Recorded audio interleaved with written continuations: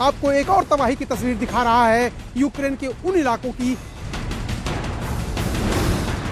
ये गवाही दे रही है तस्वीर कि किस तरह से रूस की सेनाओं ने बड़े बम, बड़ी मिसाइल और बड़े रॉकेट से यूक्रेन पर हमला किया था। बूचा में बर्बरता, अत्याचार, आंखों देखी कहानी। रूस और यूक्रेन के बीच युद्ध में आम लोगों ने अपनी जान गंवाई है। रूस के हमले में यूक्रेन का एक शहर पूरी तरह से तबाह हो गया है। जो लोग बच गए हैं उन्होंने जब अपनी आप बीती बताई तो रोंगटे खड़े हो गए।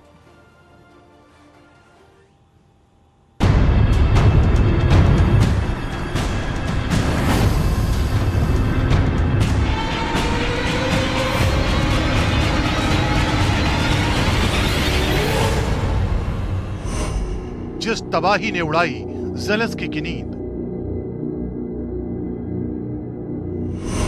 जिस बर्बादी ने यूक्रेन को किया विचलित,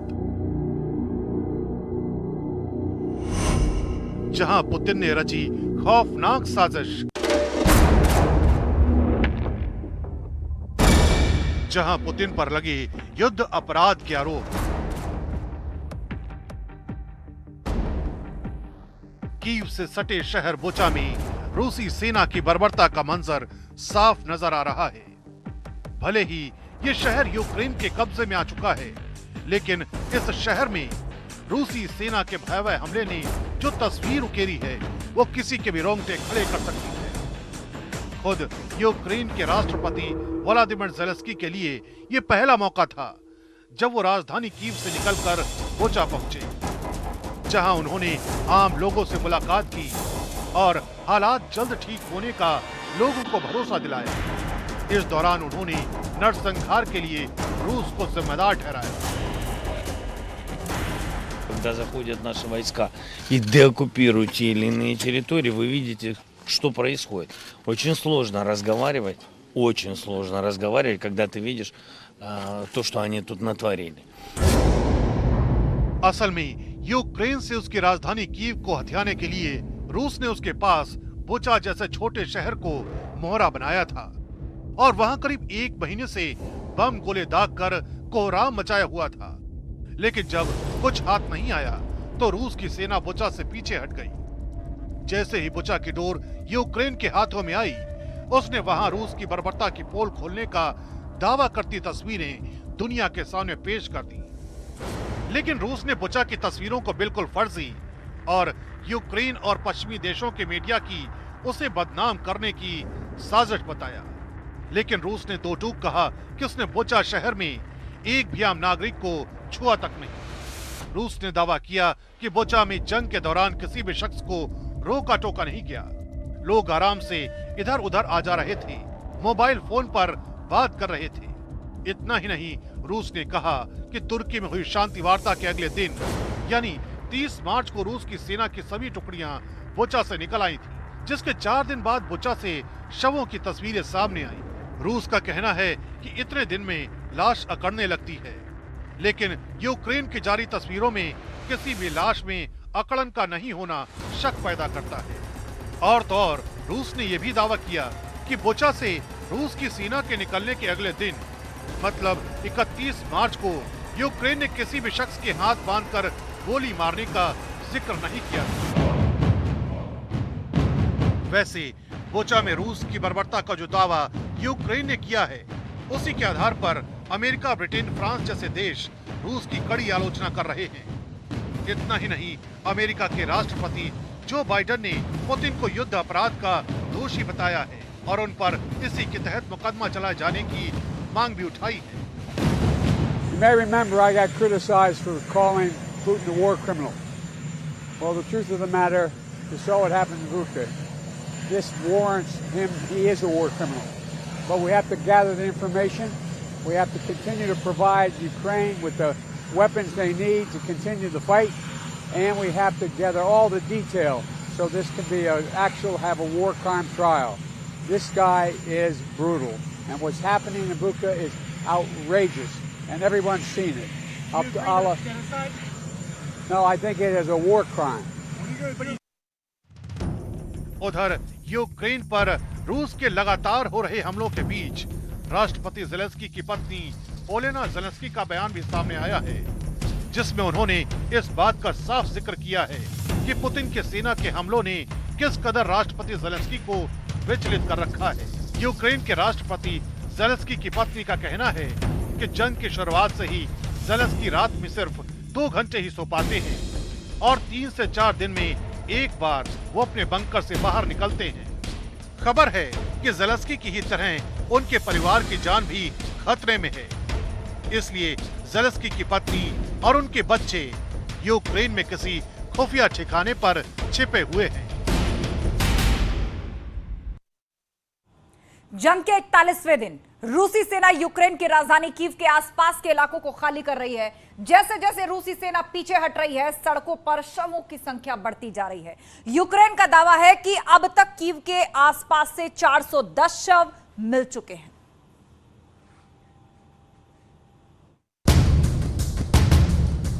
बुचा के इस बेसमेंट को देखिए, पूरे बेसमेंट में लाशों का अंबार लगा है। यूक्रेन का दावा है कि इस बेसमेंट को रूस की सेना ने 2 हिस्सों में बांट दिया था। एक हिस्से को टॉर्चर रूम बना दिया था, जहां बुचा के लोगों को यातनाएं दी गई, प्रताड़ित किया गया और उसके बाद उन्हें बेसमेंट के दूसरे हिस्से में ले जाकर जान से मार दिया गया। बुचा का ये वीडियो भी खुद ब खुद यहाँ हुई बर्बरता का बयान है। यहाँ से जिस शव को बाहर निकाला जा रहा है वो उस महिला की बेटी है। इस माँ की आंखों के सामने ही उसकी बेटी को मार दिया गया। माँ ने अपनी बेटी को जैसे तैसे यहाँ मिट्टी दी। अब जब रूस की सेना बुचा से बाहर चली गई, तब महिला ने अपनी आप बीती यूक्रेन के सैनिकों को बताई, जिसके बाद बेटी के शव को बाहर निकाला गया। ये घटना तो बस एक मिसाल भर है। बुचा में बर्बरता की ऐसी तमाम दर्दनाक कहानियां दफन रही, जो अब धीरे धीरे दुनिया के सामने आ रही हैं। Ішов брати дрова, і відки не візьмись, вони почали стріляти. Того попали чуть вище 5, ну, у кістку, роздробили повністю. Той упав, а стрілець каже, не кричи, бо будуть стріляти.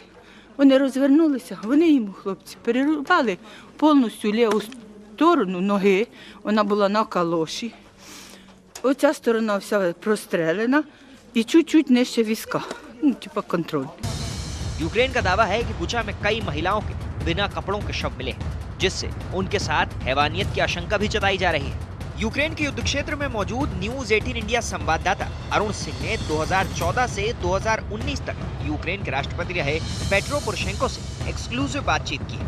बुचा में हुए नरसंहार पर यूक्रेन के पूर्व राष्ट्रपति का क्या कहना है, इसे सुन लीजिए। Mister president, former president, what is the situation, ground situation here, and how do you feel the America is behaving? You asked them to help, military aid, everything, but how do you think that what they are doing, that is enough? European Union, US and the world? You are here, and from here to Bucha is just a couple kilometers, and my battalion staying here, not very far from here, and see with our own eyes the Russian tanks, Russian soldiers. And with this situation, we were the first who entered Bucha. बुचा में 400 से ज्यादा लोगों के शव अब तक मिल चुके हैं। शवों के मिलने का सिलसिला बढ़ता चला जा रहा है। इन लाशों को दफन करने के लिए 45 फुट में फैली एक कब्र खोदी गई है। मैक्सार टेक्नोलॉजी ने इसकी सैटेलाइट तस्वीर जारी की है। इन तस्वीरों में बुचा के सेंट एंड्रयू और पायर वोजनोहो ऑल सेंटर के चर्च में 45 फुट लंबी कब्र दिखाई दे रही है। रिपोर्ट के मुताबिक कब्र के ऊपर की मिट्टी खून से पूरी तरह से लाल थी। यहाँ की तस्वीर पहले कुछ ऐसी नजर आती, लेकिन अब ऐसी दिख रही है। चर्च के कैंपस में दफन लाशों को साफ साफ देखा जा सकता है। यूक्रेन का आरोप है कि रूसी सैनिक बुचा शहर में अपने पीछे एक भयावह मंजर छोड़ गए। Світ бачив вже багато воєнних злочинів у різні часи, на різних континентах, але настав час зробити все, щоб воєнні злочини російських військових стали останнім проявом такого зла на землі. Кожен винний у таких злочинах буде внесений у спеціальну книгу палачів. ज़ेलेंस्की ने पुतिन पर बुचा में नरसंहार का आरोप लगाया है। जवाब में रूस ने बुचा की तस्वीरों और वीडियोस को फर्जी बताया है। ज़ेलेंस्की का आरोप है कि हत्या से पहले महिलाओं से रेप किया गया। वहीं रूस का कहना है कि रूसी सेना के निकलते वक्त मेयर ने कोई आरोप नहीं लगाए थे। यूक्रेन ने आरोप लगाया कि रूसी सैनिकों ने हत्या के बाद बहुत से शवों को जला दिया, जबकि रूस की तरफ से कहा गया कि रूस की सेना के निकल जाने के बाद यूक्रेन की सेना ने बुचा में आर्टिलरी फायरिंग की थी। जेलेंस्की ने मांग की कि रूस युद्ध अपराध पर लगाम लगाए। वहीं रूस ने इसे सिरे से खारिज करते हुए इसे यूक्रेन पर उकसाने का आरोप लगाते हुए यूएन से जांच कराने की बात कही है। अमेरिका इस बात को जोर शोर से उठा रहा है तो न्यूजीलैंड की प्रधानमंत्री ने कहा है कि नागरिकों की न सिर्फ हत्या हुई है बल्कि रेप भी करने के आरोप लगे हैं।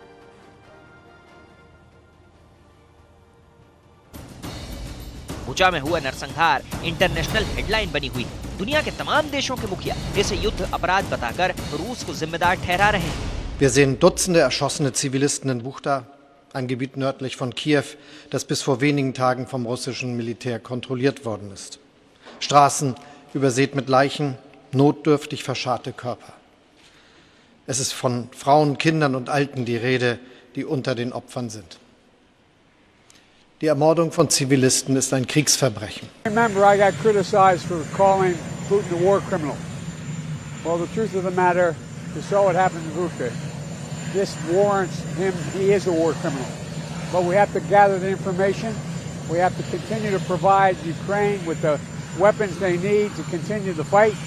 And we have to gather all the detail so this can be have a war crime trial. Begin with a comment on the reports of war crimes and crimes against humanity committed by Russia. The reports of Ukrainian civilians who had been killed, raped and severely wounded by Russian troops is beyond reprehensible. Russia must answer to the world for what they've done. It goes without saying that these atrocities are against international law. New Zealand, alongside other Rome Statute states parties, has already referred the situation to the International Criminal Court, and we continue to support prosecutors in their investigations into all international crimes committed in Ukraine. अब सवाल यह है कि Bucha में हुए बर्बर नरसंहार के पीछे कौन है?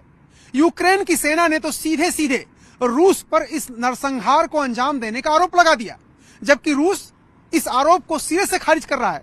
दुनिया भर की खुफिया एजेंसियां इस नरसंहार को लेकर अलग अलग थ्योरी पेश कर रही हैं। एक थ्योरी यह भी है कि बूचा में रूस की सेना को कड़ी टक्कर मिली, उसे बड़ा प्रतिरोध झेलना पड़ा, जिसकी वजह से इस नरसंहार को उसने अंजाम दिया। आज भी बूचा में रूस के बड़े बड़े टैंक तबाह हुए साफ देखे जा सकते हैं। कई और भी गोलों के खतरनाक टुकड़े सड़कों पर पड़े हैं। यहाँ तक कि बुचा के लोगों ने भी रूसी सैनिकों के काफिले को अपना निशाना बनाया था। आगे चलकर यहाँ रूस की सेना का कब्जा हो गया। यूक्रेन का दावा है कि तभी रूस की सेना ने जंग में मिली मात का गुस्सा नरसंहार करके उतारा, और अब जब रेड आर्मी बुचा से पीछे हटी तो उसकी काली करतूत दुनिया के सामने आ रही है।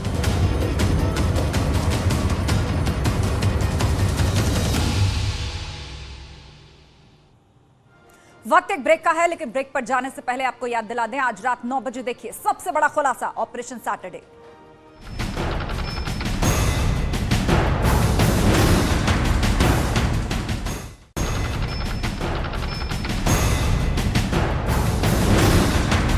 तहसील कर्मी सुनील की मौत मामले में बड़ा अपडेट। हत्या से आक्रोशित तहसील कर्मियों ने तहसीलों में तालाबंदी की, कामकाज ठप कर धरने पर बैठे।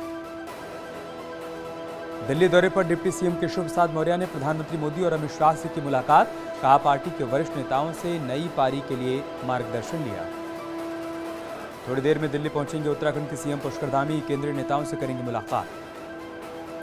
अनुराग ठाकुर ने लॉन्च किया सूचना एवं प्रसारण ब्रॉडकास्ट सेवा पोर्टल, अलग अलग विभागों के चक्कर लगाने से मुक्ति, एक ही जगह पर मिलेगी सारी जानकारी। केंद्रीय मंत्री बोले, मीडिया क्षेत्र में बढ़ेगी ताकत। यूपी में आज से स्कूल चलो अभियान की हुई शुरुआत, श्रावस्ती से सीएम योगी ने किया अभियान का आगाज। 30 अप्रैल तक चलेगा स्कूल चलो अभियान, 2 करोड़ नए छात्रों के नामांकन का है लक्ष्य। इस मौके पर बोले सीएम योगी, बेसिक शिक्षा पर ध्यान देना बहुत जरूरी, देश के हर बच्चे को करना होगा शिक्षित, शिक्षा ही जीवन में परिवर्तन लाती है। श्रावस्ती में बोले सीएम योगी, पिछले 2 सालों में सदी की सबसे बड़ी बीमारी को देखा, भारत का कोरोना प्रबंधन पूरी दुनिया ने सराहा। श्रावस्ती में सीएम योगी ने बच्चों को खिलाया खाना, मिड डे मील के तहत किया गया था आयोजन। लखनऊ में मुख्यमंत्री आवास पर आज से शुरू हुआ जनता दरबार, फरियादियों की शिकायत सुन रहे राज्य मंत्री अजीत पाल। कल से सीएम योगी भी सुनेंगे समस्याएं। शिवपाल यादव को लेकर बीजेपी का प्लान। शिवपाल को डिप्टी स्पीकर बना सकती है बीजेपी। कुछ दिन पहले सीएम योगी से मिलने पहुंचे थे शिवपाल। जल्द अयोध्या जाएंगे शिवपाल यादव। राम दरबार की फोटो ट्वीट की। लिखा, भगवान राम का चरित्र, परिवार, संस्कार और राष्ट्र निर्माण की सर्वोत्तम पाठशाला। गाजियाबाद में हुए 51 कुंडीय महायज्ञ में दिल्ली के रहने वाले मुस्लिम युवक ने अपनाया हिंदू धर्म। आमिर से नाम बदलकर अभय रखा। जय श्री राम के नारे भी लगाए। लूट का खुलासा करने वाली बुलंदशहर पुलिस को 1 लाख रुपए का इनाम। एसीएस होम अवनीश अवस्थी ने दिया इनाम। बैंक लूट का जल्द खुलासा करने पर तारीफ की। बुलंदशहर में पुलिस और लुटेरों के बीच मुठभेड़। पुलिस ने 2 आरोपियों को गिरफ्तार किया। कब्जे से लूट के लाखों रुपए बरामद। खुलासा करने वाली टीम को 50,000 रुपए का इनाम। फतेहपुर में 3 तलाक के 2 अलग अलग मामले आए सामने। पीड़ित महिलाओं का आरोप, दहेज के लालच में पति ने दिया तलाक। आज इलाहाबाद हाईकोर्ट में होगी काशी विश्वनाथ ज्ञानवापी मामले से जुड़ी याचिकाओं पर सुनवाई। सर्वेक्षण पर उच्च अदालत ने लगाई है रोक। सीएम पुष्कर सिंह विभागों के कामों की कर रहे हैं समीक्षा। सबसे पहले वन विभाग, पीडब्ल्यूडी, पीएमजीएसवाई की समीक्षा। बैठक में सीएम का अधिकारियों को कड़ा निर्देश। कहा, चैन से न खुद बैठूंगा न आपको बैठने दूंगा। उत्तरकाशी के 2 दिवसीय दौरे पर पहुंचे राज्यपाल गुरमीत सिंह शाम 4 बजे स्वयं सहायता समूह प्रदर्शनी में शामिल हुए। अधिकारियों और पूर्व सैनिकों के साथ बैठक की। देहरादून के रायवाला में होगी आरएसएस की चिंतन बैठक। आज शाम देहरादून पहुंचेंगे संघ प्रमुख मोहन भागवत। 5 अप्रैल से 11 अप्रैल तक चलेगा मंथन। करीब 715 दिन बाद कोरोना केस में बड़ी गिरावट। एक दिन में सामने आए 1000 से कम केस। आज 913 नए केस आए सामने। 13 लोगों की मौत। एक दिन में 1316 लोग डिस्चार्ज। पॉजिटिविटी रेट घटकर 0.29% हुई। देश भर में कोरोना से अब तक 5,21,358 लोगों की मौत। अब तक 184 करोड़ से ज्यादा डोज वैक्सीन की लगाई जा चुकी है। संभल में बाइक और ट्रैक्टर ट्रॉली की भिड़ंत। हाई स्कूल का एग्जाम देने जा रहे छात्र की सड़क हादसे में मौत। 2 लोग घायल।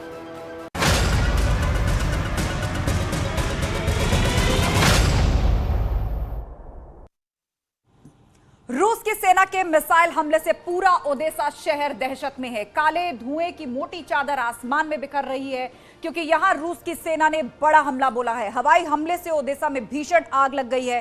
काले धुएं का गुबार आसमान में फैलने लगा है।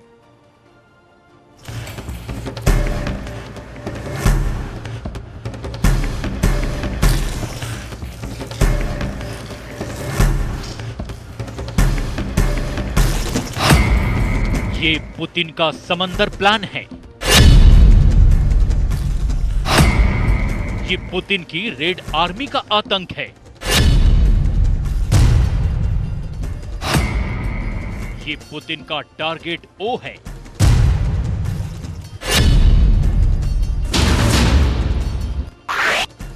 यूक्रेन के सबसे सुंदर शहरों में से एक ओदेसा का अब ये हाल हो गया है। रूस की सेना के मिसाइल हमलों की वजह से पूरे ओदेसा शहर में दहशत है।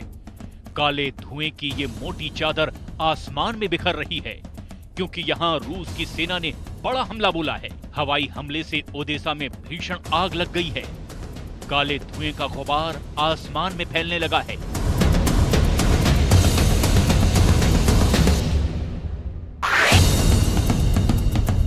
काले धुएं की मोटी चादर सिर्फ समंदर के किनारे बसे एक खूबसूरत शहर के ऊपर ही नहीं मंडरा रहा। ये काला साया या कहें स्याह अंधेरा ओदेसा शहर के लोगों को भी अंधेरी की तरफ ले जाने को मजबूर कर रहा है।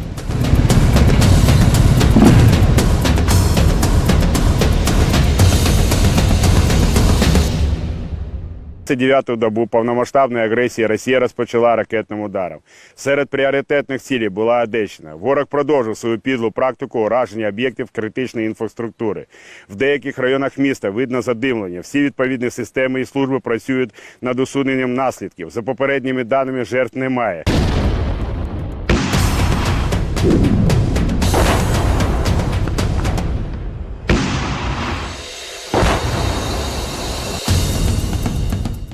की बमबारी से यूक्रेन धुआं-धुआं हो गया है।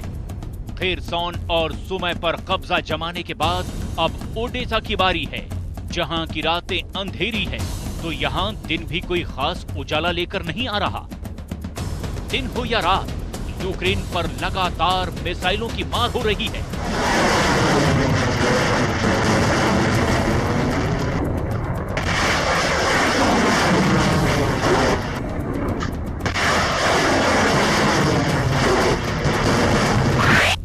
जमीन कांप रही है तो आसमान धुआं-धुआं है। पूरा पश्चिम, उत्तर या दक्षिण, यूक्रेन हर तरफ से घिर गया है।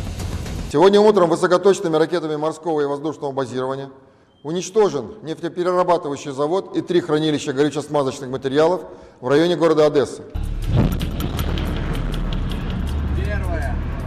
रूस ने ओडेसा पर हमले का वीडियो भी जारी किया है, जिसमें साफ-साफ समंदर और हवाई हमलों को दिखाया गया है। जिस वीडियो को रूस के रक्षा मंत्रालय ने जारी किया है, उसके बारे में विशेषज्ञों की राय है कि ये कैलिबर और बैस्टियन मिसाइल हैं। तो क्या कैलिबर और बैस्टियन मिसाइल छोड़कर पुतिन यूक्रेन को ऐसे आग के शोलों में बदलना चाहते हैं? अधिकार, अतिक्रमण और अहंकार से उपजे हालात के बीच पुतिन की सेना ने यूक्रेन को लगभग बर्बाद कर दिया है। इस बीच रूस की तरफ से 2 अटैक हेलीकॉप्टर यूक्रेन की सीमा में बहुत ही नीचे उड़ान भरते हुए दाखिल होते हैं। कहा यह जा रहा है कि दोनों अटैक हेलीकॉप्टर क्राइमिया की सीमा की तरफ से यूक्रेन में दाखिल होते हैं और उसके बाद ओडेसा शहर पर एयर स्ट्राइक कर देते हैं। मिसाइल के हमलों के बाद ऑयल डिपो में आग लग जाती है और धू धू करके ऑयल डिपो जलने लगता है। शांति वार्ता की अटकलों के बीच रूस बड़े फख्र से ओडेसा पर हमले की बात को भी स्वीकार करता है। इस खास पेशकश में इतना ही, लेकिन जाने से पहले एक बार फिर से याद दिला दे, रात 9 बजे देखिए सबसे बड़ा खुलासा ऑपरेशन सैटरडे।